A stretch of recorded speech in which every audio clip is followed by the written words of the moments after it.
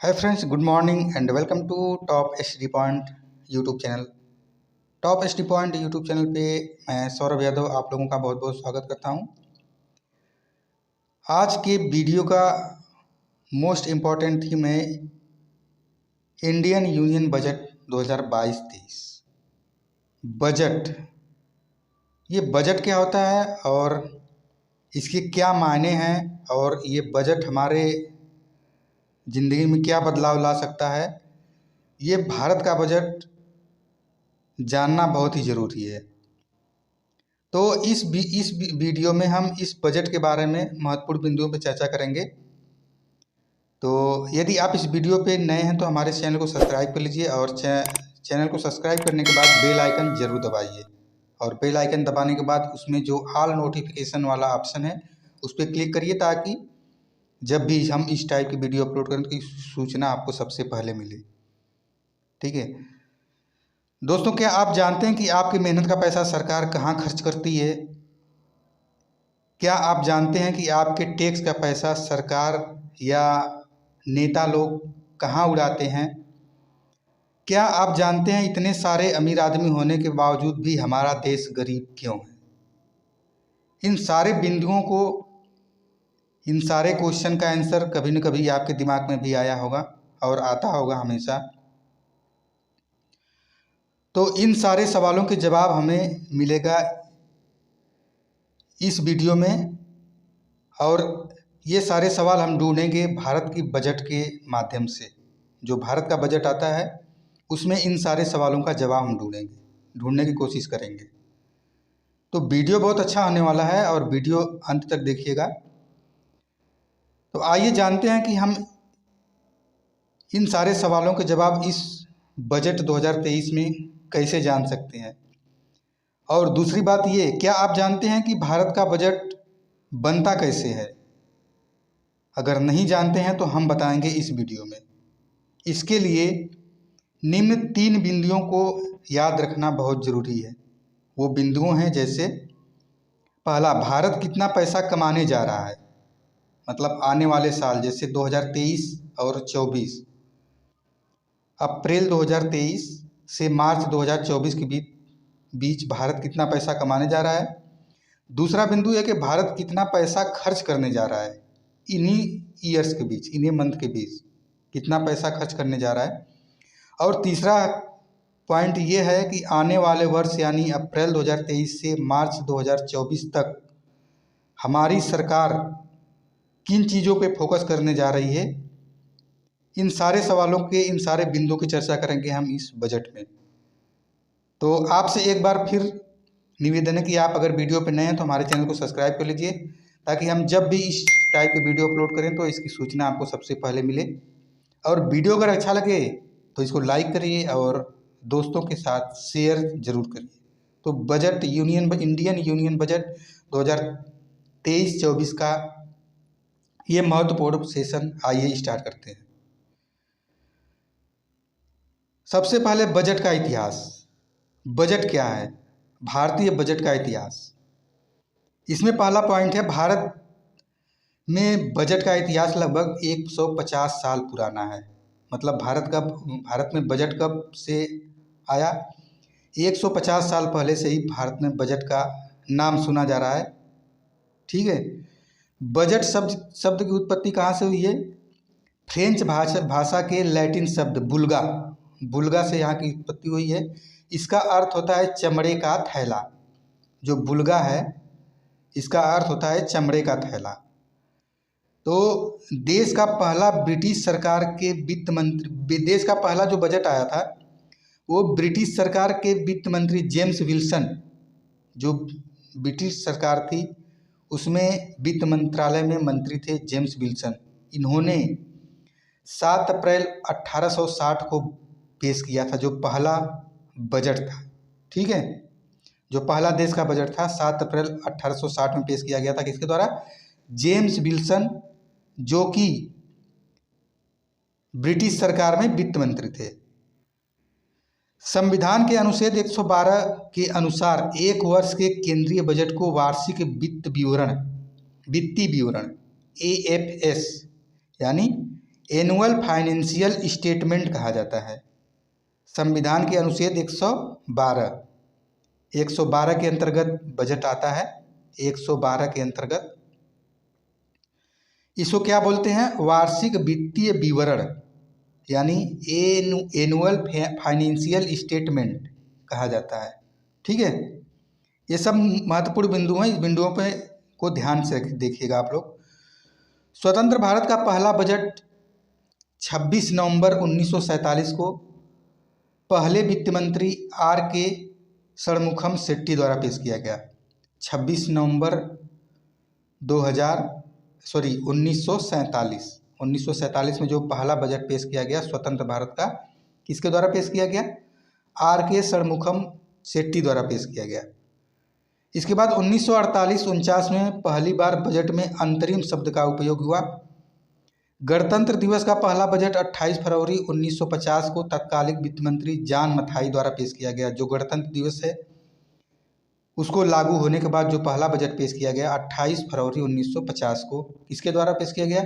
John Mathai के द्वारा पेश किया गया। सीडी देशमुख रिजर्व बैंक के एकमात्र ऐसे गवर्नर हैं जिन्होंने 1951-52 में अंतरिम बजट प्रस्तुत किया था।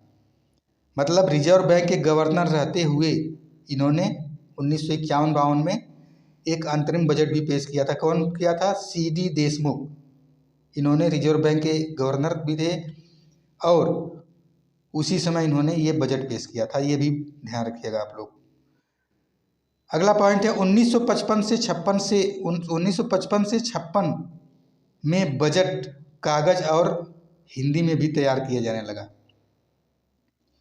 जो पहली बार बजट कागज और हिंदी में तैयार किया जाता था कब? 1955 से 56 के बीच में तैयार किया गया था। पंडित जवाहरलाल नेहरू देश के पहले ऐसे प्रधानमंत्री थे जिन्होंने 1958-59 में बजट को संसद में प्रस्तुत किया था। यानी प्रधानमंत्री जवाहरलाल नेहरू जब प्रधानमंत्री थे तो उन्होंने बजट को पहली बार कहाँ पे पेश किया था? संसद में। किस सत्र में? 1958 से 1959 में। बजट प्रस्तुत करने वाली पहली महिला इंदिरा गांधी हैं जिन्होंने 1970 में बजट पेश किया था। मतलब पहली महिला प्रधान बजट किसने पेश किया था? इंदिरा गांधी ने पेश किया था। अगला है मोरारजी देसाई ने सर्वाधिक 10 बार बजट प्रस्तुत किया। इसके बाद पी चिदम्बरम ने कुल 9 बार बजट पेश किए। सबसे ज़्यादा बजट पेश करने वाले कौन है? मोरारजी देसाई। इन्होंने कितने बार बजट पेश किया? 10 बार। और उसके बाद पी चिदम्बर आते हैं, इन्होंने कुल 9 बार बजट पेश किया था। स्वतंत्र भारत का पहला रेल बजट जॉन मथाई ने 1948 में जॉन मथाई ने स्वतंत्र भारत का पहला रेल बजट पेश किया था। ये भी ध्यान रखिएगा आप लोग। अगला पॉइंट आता है वर्ष 2017 में रेल बजट को आम बजट में समाहित किया गया था। अंतिम रेल बजट 25 फरवरी 2016 को सुरेश प्रभु द्वारा प्रस्तुत किया गया था। वर्ष 2017 में रेल बजट को आम बजट में समाहित किया गया। इसका अंतिम बजट कब पेश किया गया? 25 फरवरी 2016। किसके द्वारा? सुरेश प्रभु, उस समय रेल मंत्री थे। वर्ष 1999 तक बजट भाषण फरवरी के अंतिम कार्य दिवस को शाम 5 बजे पेश किया जाता था, लेकिन यशवंत सिन्हा ने 1999 में इसे बदलकर 11 बजे कर दिया। मतलब बजट कब पेश किया जाता था? 1 फरवरी को शाम को 5 बजे। जब यशवंत सिन्हा प्रधानमंत्री हुए तो उन्होंने 1999 में इसे बदलकर कब कर दिया? 11 बजे कर दिया, 1 फरवरी को। ठीक है। अरुण जेटली ने 2017 में बजट भाषण 1 फरवरी को पेश किया। इसके बाद से बजट 1 फरवरी को सुबह 11 बजे पेश किया जाने लगा। अरुण जेटली ने पहली बार 2017 में 1 फरवरी को 11 बजे से बजट पेश किए। ठीक है, तब से बजट 1 फरवरी को दोपहर 11 बजे ही पेश किया जाता है। ये ध्यान रखिएगा आप लोग। तो वित्त मंत्री निर्मला सीतारमण ने वित्त वर्ष 2020-21 का बजट पेश करते हुए 2 घंटे 42 मिनट का लंबा भाषण दिया था। मतलब सबसे लंबा जो बजट पेश किया गया, सबसे लंबा समय लिया गया कब? 2021-22 के बजट में वो उस समय निर्मला सीतारमण ने ही ये बजट पेश किया था। उसमें कितना टाइम लगा था? 2 घंटे 42 मिनट। अगला पॉइंट है, अभी तक सर्वाधिक शब्दों में दिए गए बजट भाषण का रिकॉर्ड मनमोहन सिंह के नाम है। उन्होंने 1991 में दिए गए बजट भाषण में कुल 18,650 शब्द बोले थे। जो सबसे लंबा शब्द बोलने का रिकॉर्ड है वो पूर्व प्रधानमंत्री डॉक्टर मनमोहन सिंह के नाम है। उन्होंने 1991 में 18,650 शब्द वाले भाषण में बजट पेश किया था। 1977 में तत्कालीन वित्त मंत्री हीरू भाई मूलजी पटेल ने सिर्फ 800 शब्दों में ही सभी तक सबसे छोटा बजट पेश किया था। यह भी ध्यान रखिएगा। वर्ष 2021-22 में पहली बार कागज रहित पेपरलेस बजट पेश किया गया। कब? वर्ष 2021 और 22 में जो बजट पेश किया गया वो पेपरलेस, बिना कागज का बजट पेश किया गया। ये भी ध्यान रखिएगा, ठीक है। तो बजट 2023-24 के लिए जो बजट जारी करता थी वो थी वित्त मंत्री निर्मला सीतारमण। वर्तमान में प्रधानमंत्री कौन है? नरेंद्र मोदी। और वित्त मंत्री कौन है? निर्मला सीतारमण। इन्होंने 1 फरवरी 2023 को 11 बजे से बजट पेश किया। इसको 7 बिंदुओं में बताया गया। पहला है समावेशी विकास, दूसरा है अंतिम छोर अंतिम व्यक्ति तक पहुँचे, तीसरा है बुनियादी ढांचा और निवेश, और नंबर 4 है निहित क्षमताओं का विस्तार, पांचवा है हरित विकास, छठा है युवा शक्ति, सातवां है वित्तीय क्षेत्र। इन 7 बिंदुओं को बजट में इन 7 बिंदुओं के द्वारा हम समझेंगे। इसे क्या कहा गया? सप्तऋषि। बजट की जो 7 प्राथमिकताएं थी वो सप्तऋषि के नाम से जानी गई बजट 2023-24 की, ठीक है। तो इसमें पहला है समावेशी विकास, कृषि एवं सहकारिता। ग्रामीण क्षेत्रों में युवाओं को कृषि स्टार्टअप शुरू करने के लिए प्रोत्साहित करने के उद्देश्य से कृषि वर्धक निधि की स्थापना की जाएगी। इसका पहला पॉइंट ये है। दूसरा पॉइंट है उच्च गुणवत्ता वाली बागवानी फसलों के लिए रोगमुक्त गुणवत्तापूर्ण पौध सामग्री का उपलब्धता बढ़ाने के लिए सरकार द्वारा 2200 करोड़ रुपए के परिव्यय के साथ आत्मनिर्भर स्वच्छ पौध कार्यक्रम का शुरुआत किया जाएगा 23-24 के बजट के द्वारा, ठीक है। भारत को श्री अन्न के लिए वैश्विक केंद्र बनाने के लिए भारतीय बाजरा अनुसंधान संस्थान हैदराबाद, भारतीय बाजरा अनुसंधान संस्थान कहाँ है? हैदराबाद को उत्कृष्टता केंद्र के रूप में बढ़ावा दिया जाएगा। ये भी ध्यान रखिएगा। मछुआरों और मछली पकड़ने वालों या विक्रेताओं की गतिविधियों को बढ़ाने के लिए सरकार द्वारा 6,000 करोड़ रुपए का लक्षित निवेश के साथ प्रधानमंत्री मत्स्य संपदा योजना की एक नई योजना उप योजना शुरू की जाएगी, जिसकी लागत क्या होगी? 6,000 करोड़ रुपए। तो दोस्तों वीडियो अगर अच्छा लगे तो वीडियो को लाइक करिए और दोस्तों को साथ शेयर करिए, और यदि हमारे चैनल पर नए हैं तो हमारे चैनल को सब्सक्राइब करके बेल आइकन जरूर दबाइए, ठीक है। और इसका अगला पॉइंट है किसानों को अपनी पशुपालन, डेयरी व मत्स्य पालन पर ध्यान देने के साथ कृषि ऋण का लक्ष्य 20 लाख करोड़, मतलब जो कृषि ऋण दिया जाएगा वो 20 लाख करोड़ इसका लक्ष्य रखा गया है, ठीक है। किसानों की अपनी उपज का भंडारण करने के लिए उचित समय पर बिक्री करने की लाभकारी मूल्य प्राप्त करने के लिए सरकार व्यापक केंद्रीय भंडारण क्षमता के लिए एक योजना लागू करेगी। वर्ष 2014 से स्थापित मौजूदा 157 मेडिकल कॉलेजों के साथ स्थापित 157 नए नर्सिंग कॉलेज स्थापित किए जाएंगे। वर्ष 2014 से 157 मेडिकल कॉलेज हैं और इसके साथ 157 नए नर्सिंग कॉलेज की स्थापना की जाएगी। इस बजट में ये कहा गया है। नंबर 2 है अंतिम छोर और अंतिम व्यक्ति तक पहुंचना। इसका क्या मतलब हुआ? विशेष रूप से संवेदनशील जनजातियां समूह की सामाजिक आर्थिक स्थितियों में सुधार लाने के लिए प्रधानमंत्री PBGT विकास मिशन शुरू किया जाएगा, ठीक है। कर्नाटक के सूखा प्रवण मध्य क्षेत्र में संसदीय सूक्ष्म सिंचाई सुविधा मुहैया कराई जाएगी।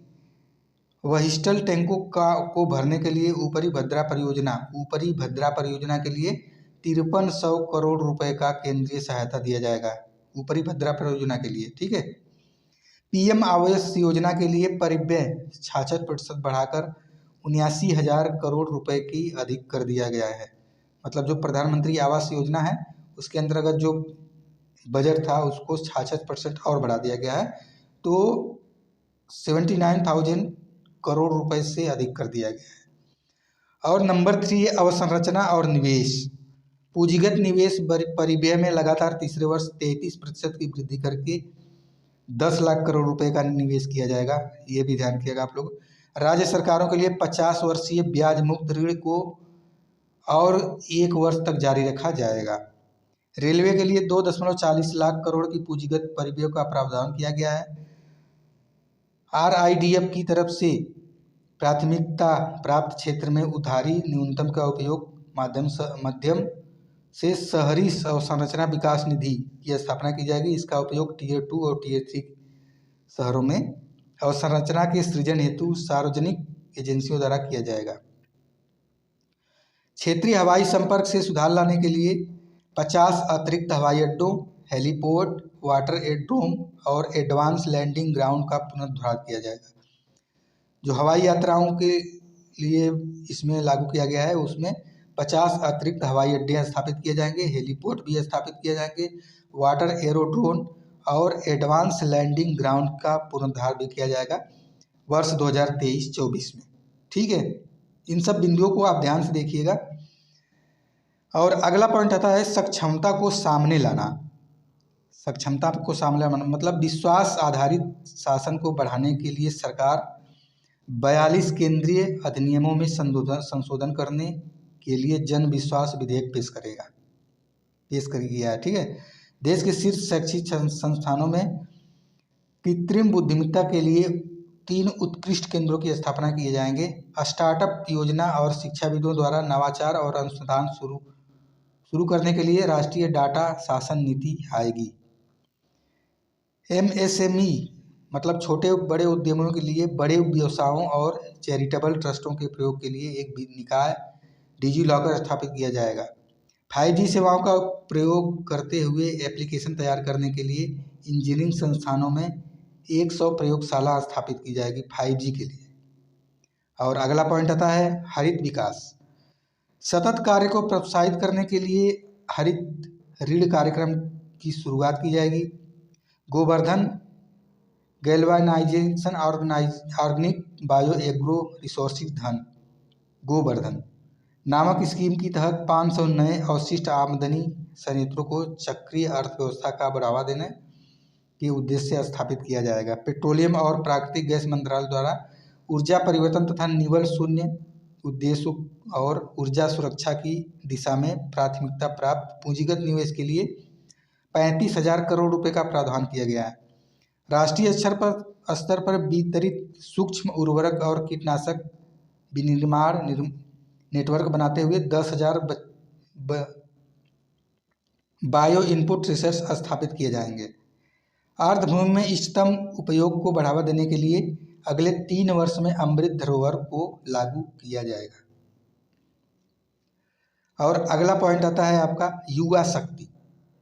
युवाओं को लिए क्या दिया गया, अगले 3 वर्ष में लाखों युवाओं को कौशल प्रदान करने के लिए प्रधानमंत्री कौशल विकास योजना 4.0 कौशल विकास योजना 4.0 शुरू किया जाएगा। ठीक है। युवाओं को अंतर्राष्ट्रीय अवसरों के लिए कौशल प्रदान करने हेतु अलग अलग राज्यों में 30 स्किल इंटरनेशनल सेंटर स्थापित किए जाएंगे, जहां से युवाओं को कौशल विकास के लिए उनको ट्रेनिंग दिया जाएगा। अखिल भारतीय राष्ट्रीय प्रशिक्षुता प्रोत्साहन योजना के अंतर्गत 3 वर्षों में 47 लाख युवाओं को वृत्ति का सहायता प्रदान करने के लिए प्रत्यक्ष लाभ हस्तांतरित शुरू किया जाएगा। राज्यों को अनेक स्वयं के ODOP एक जिला एक उत्पाद GIE उत्पाद और अन्य हस्तशिल्प उत्पादों को बढ़ावा देने के लिए उनकी वित्तीय राजधानी में एक यूनिटी मॉल की स्थापना की जाएगी। अगला है वित्तीय क्षेत्र और अनुषंगी सूचना की केंद्रीय रिपोजिटरी के रूप में काम करने के लिए एक राष्ट्रीय वित्तीय सूचना रजिस्ट्री स्थापित की जाएगी। केंद्रीकृत प्रबंधन के माध्यम से कर कंपनियों को त्वरित प्रतिक्रिया देने के लिए एक केंद्रीय प्रसंस्करण केंद्र का गठन किया जाएगा। एमएसएमई के लिए क्रेडिट गारंटी योजना 1 अप्रैल 2023 से कॉर्पस में 9,000 करोड़ रुपए जोड़कर नवीनीकृत किया जाएगा। वरिष्ठ नागरिक बजट योजना के लिए अधिकतम जमा सीमा का 15 लाख रुपए से बढ़कर 30 लाख रुपए कर दिया गया है। वरिष्ठ नागरिकों के लिए मासिक आय खाता योजना की अधिकतम सीमा एकल खाते के लिए 4.5 लाख रुपए से बढ़ाकर 9 लाख रुपए कर दिया गया है। ये सब ध्यान रखिएगा आप लोग। इसके कुछ इम्पोर्टेंट पॉइंट ये भी है। राजकोषीय प्रबंधन। राजकोषीय प्रबंधन मतलब राज्यों को 50 साल के लिए ब्याज मुक्त ऋण और राज्यों को जीएसडीपी के लिए 3.5% का राजकोषीय घाटे का अनुमति। राजकोषीय घाटे के वित्तीय वर्ष 2022-23 में संशोधित अनुमान जीडीपी का 6.4% है। राजकोषीय घाटे वित्तीय वर्ष 2023-24 में 5.9% रहने का अनुमान। राजकोषीय घाटे के वित्तीय वर्ष 2025-26 में 4.5 से कम रहने का लक्ष्य रखा गया है। बजट अनुमान 2023-24। वर्ष 2023-24 में कुल प्राप्तियां और कुल व्यय 27.2 लाख करोड़ रुपए और 45 लाख करोड़ रुपए होने का अनुमान है। बजट 2023 में जो कुल प्राप्त होगी और कुल व्यय किया जाएगा वो कितना 27 लाख रुपए और 27 लाख करोड़ और 45 लाख करोड़ रुपए होने का अनुमान है। निवेश कर प्रतियों में 23.3 लाख रुपए का रहने का अनुमान है। वही 2023-24 में राजकोषीय घाटे का वित्त पोषण करने के लिए दिनांकित प्रतिभूतियों में निवल बाजार उधारी 1.8 लाख करोड़ रुपए रहने का अनुमान है। वही सकल बाजार उधारी 15.4 लाख करोड़ रहने का अनुमान है। ठीक है। और अगला पॉइंट आपका आता है व्यक्तिगत आयकर। व्यक्तिगत आयकर में नई कर व्यवस्था में निजी आयकर में छूट की सीमा 5 लाख रुपए से बढ़ाकर 5 लाख से 7 लाख रुपए कर दिया गया है। मतलब अब जो आपकी निजी आय है होगी वो 7 लाख रुपए होगी, उस पर 7 लाख के ऊपर जो भी धन होंगे उस पर टैक्स लगेंगे। नई व्यक्तिगत आय व्यवस्था में स्लैबों की संख्या 6 से घटकर 5 कर दी गई है और कर छूट की सीमा को बढ़ाकर 3 लाख रुपए कर दिया गया है। नई कर व्यवस्था के तहत वेतनभोगी व्यक्ति को 50,000 रुपये की मासिक मानक कटौती दी जाएगी और पेंशन भोगी को 15,000 की मानक कटौती दी जाएगी। नई कर व्यवस्था में 2 करोड़ रुपए से अधिक की आय वाले व्यक्ति के लिए व्यक्तिगत आयकर में उच्चतम अधिभार 37% से घटाकर 25% कर दिया गया है। गैर सरकारी वेतनभोगी कर्मचारियों के लिए सेवानिवृत्त होने पर अवकाश नकदीकरण पर छूट सीमा 3 लाख रुपए से बढ़कर 25 लाख रुपए कर दी गई है। ये भी ध्यान रखिएगा। अप्रत्यक्ष करों के संबंध में संशोधन। सीमा शुल्क अधिनियम 1962 को आवेदन दायर करने की तारीख 9 महीने की समय सीमा निर्दिष्ट करने के लिए निपटान आयोग द्वारा अंतिम आदेश पारित करने के लिए संशोधन का प्रस्ताव। जीएसटी के अंतर्गत अभियोजन की शुरुआत करने के लिए कर राशि की न्यूनतम सीमा को 1 करोड़ से बढ़ाकर 2 करोड़ किया गया है। कंपाउंडिंग कर राशि का वर्तमान 50 से 150% वर्तमान सीमा को घटाकर 25 से 100% किया गया है। वहीं स्टार्टअप योजना को आयकर लाभ देने के लिए इसके गठन की अवधि 31 मार्च 2023 से बढ़ाकर 31 मार्च 2024 करने का प्रस्ताव किया गया है।